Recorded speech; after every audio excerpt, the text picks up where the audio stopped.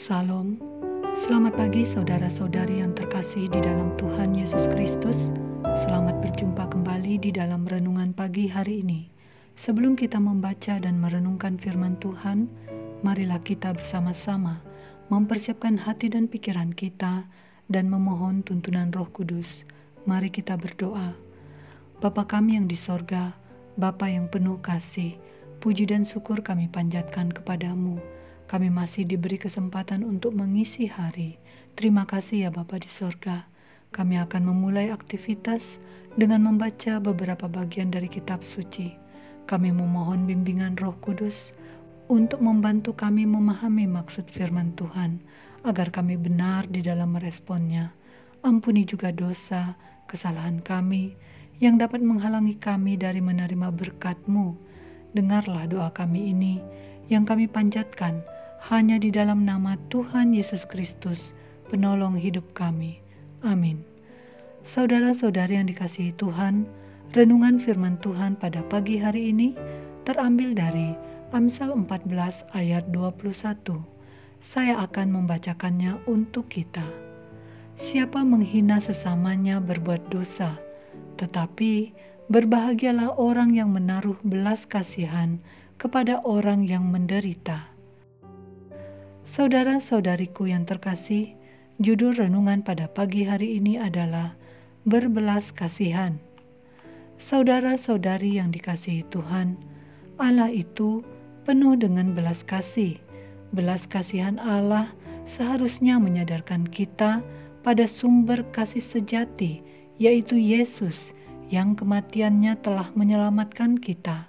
Mengingat hal ini, seharusnya lah membawa kita kepada pertobatan dan mengingatkan kita pula untuk saling mengampuni sesama kita, mengasihi orang lain yang sama berdosanya dengan kita.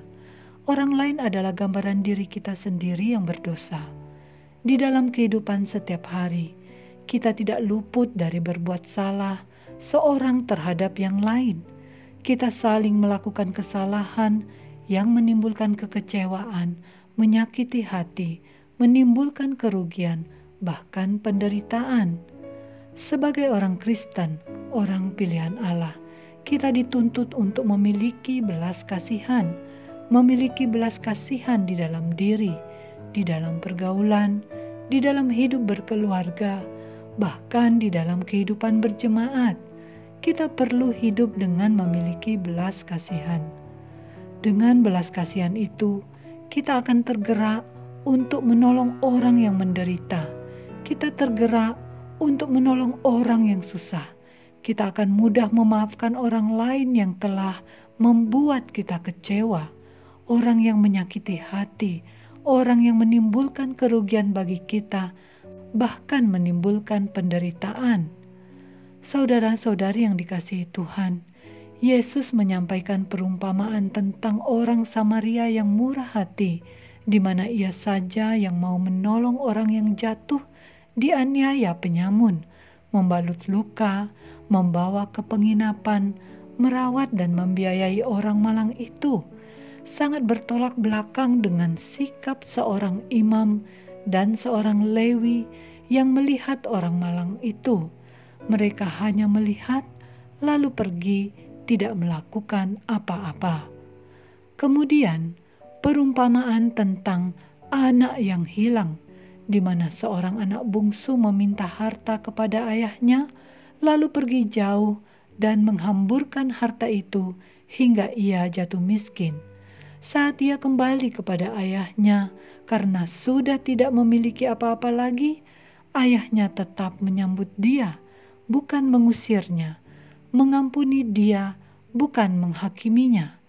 Ayahnya sudah tidak mengingat-ingat lagi kesalahan anaknya. Apa yang dilakukan seorang Samaria terhadap orang malang yang dianiaya penyamun itu, dan apa yang dilakukan seorang ayah terhadap anak bungsunya itu, adalah karena mereka memiliki belas kasihan.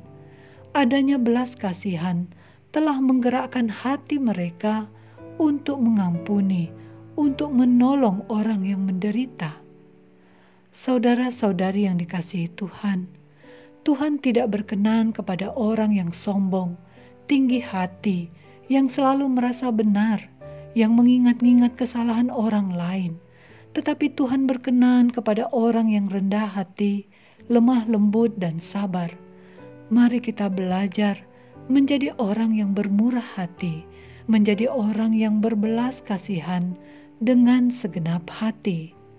1 Korintus 1 ayat 3-4 berbunyi, Terpujilah Allah, Bapa Tuhan kita Yesus Kristus, Bapa yang penuh belas kasihan, dan Allah sumber segala penghiburan, yang menghibur kami dalam segala penderitaan kami, sehingga kami sanggup menghibur mereka yang berada dalam bermacam-macam penderitaan dengan penghiburan yang kami terima sendiri dari Allah.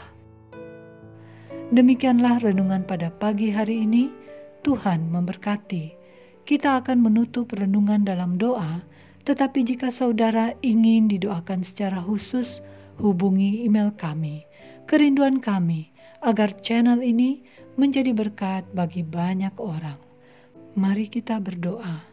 Terima kasih Tuhan untuk firman-Mu ini, firman yang mengajarkan kami untuk berbelas kasihan kepada orang lain, peduli kepada orang lain, menolong orang yang menderita, yang sedang kesusahan, tidak menyalahkan orang lain, dan mengajarkan kami agar kami tidak memikirkan diri sendiri.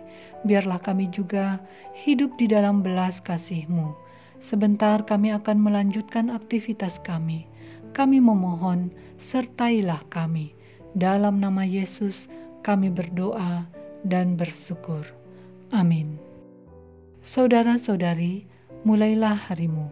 Kiranya kasih dan anugerah Tuhan senantiasa melimpah di dalam kehidupanmu.